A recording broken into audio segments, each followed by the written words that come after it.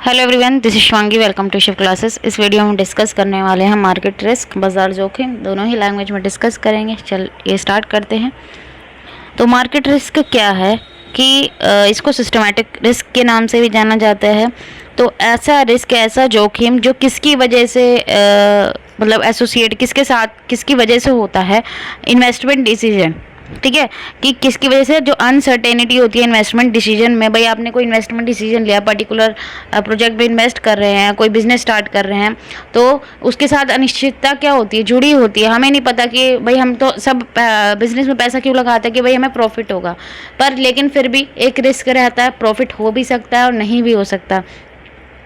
तो यही जो इन्वेस्टमेंट डिसीजन के साथ जो अनसर्टेनिटी एसोसिएट होती है उसी को हम क्या कहते हैं, मार्केट रिस्क कहते हैं।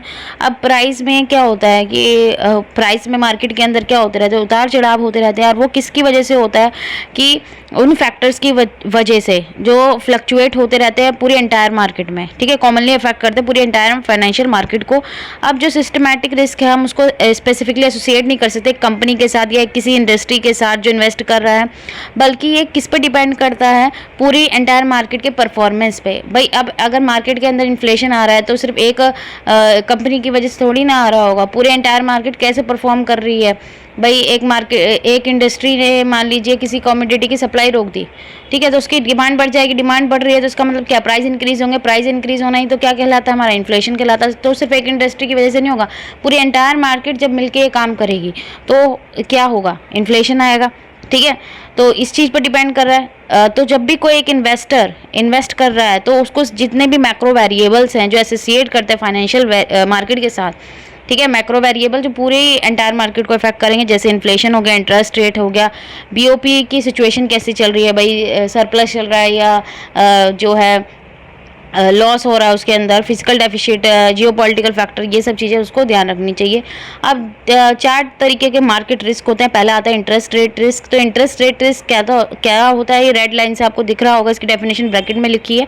तो जब एक असेट की जो वैल्यू है चेंज होती है, किसकी वजह से, जब किस में चेंज आता है, इंटरेस्ट रेट में जब चेंज आता है उसे हम क्या कहते हैं, इंटरेस्ट रेट रिस्क कहते हैं। अब ये आपकी जो सिक्योरिटी है, मतलब जो भी आपका असेट है उसको नॉन कम्पिटेटिव भी बना सकता है या फिर मोर वैल्यूएबल भी बना सकता है। अब ये जो इंटरेस्ट रेट रिस्क है वो किसकी वजह से अराइज होता है, जो आपकी सिक्योरिटी है वो क्या हो रही है, फॉल हो रही है, किसकी वजह से, कि जो लॉन्ग टर्म इंटरेस्ट रेट है वो इंक्रीज और डिक्रीज हो रहे हैं। और अगर हम देखें कि ये एक बॉर्डर टर्म में, इसको ब्रॉडर टर्म में अगर हम देखें तो इसमें काफ़ी सारे जो कंपोनेंट है वो इसके अंदर इंक्लूड होते हैं। बेसिस रिस्क है, यील्ड कर्व रिस्क है, ऑप्शन रिस्क है। अब इतना तो डिटेल में नहीं है, सिर्फ इतना ही आप पढ़ लीजिए एग्जाम पॉइंट ऑफ व्यू से। फिर आता है फॉरेन एक्सचेंज रेट रिस्क। तो ये किसकी वजह से, जो एक्सचेंज रेट में जब फ्लक्चुएशन होता है, किसके बीच में, डोमेस्टिक और फॉरेन करेंसी के बीच में जो फ्लक्चुएशन होता है उसको हम क्या कहते हैं, फॉरेन एक्सचेंज रेट रिस्क। भाई $1 मान लीजिए अभी 80 रुपये का है, फिर $1 क्या हो जाएगा, 90 रुपये का। तो हमारे लिए तो जो फॉरेन करेंसी है वो महंगी हो गई है। ठीक है, भाई हमें $1 खरीदने के लिए 90 रुपये देने पड़ेंगे, और विदेशों जो फॉरेनर हैं उनके लिए हमारी करेंसी सस्ती हो गई है। भाई पहले वो $1 में उन्हें 80 रुपये का वो सामान खरीद पा रहे थे इंडिया से, अब $1 में 90 रुपीज़ का सामान खरीद पाएंगे। कमोडिटी प्राइस रिस्क किस में जो होता है, किस में जो कमोडिटी है जब उनमें फ्लक्चुएशन आता है उनके प्राइस में, जैसे क्रूड ऑयल है, गोल्ड है, सिल्वर है, इनमें जब क्या आता है, फ्लक्चुएशन होती है। तो जैसे हम फॉरेन एक्सचेंज रिस्क को देखें, कमोडिटी रिस्क जो अफेक्ट करता है खाली मल्टीनेशनल कंपनी को नहीं, बल्कि जो आम आदमी है, जैसे फार्मर्स है, भाई प्राइस बढ़ जाएंगे गोल्ड सिल्वर, तो ये आम आदमी को भी, क्रूड ऑयल है, कच्चा तेल है, ठीक है, उससे रिफाइनरी, भाई रिफाइन होकर रिफाइंड ऑयल आता है, तो फिर तो ये सबको, आम जनता को भी क्या करेगा, इफेक्ट करेगा।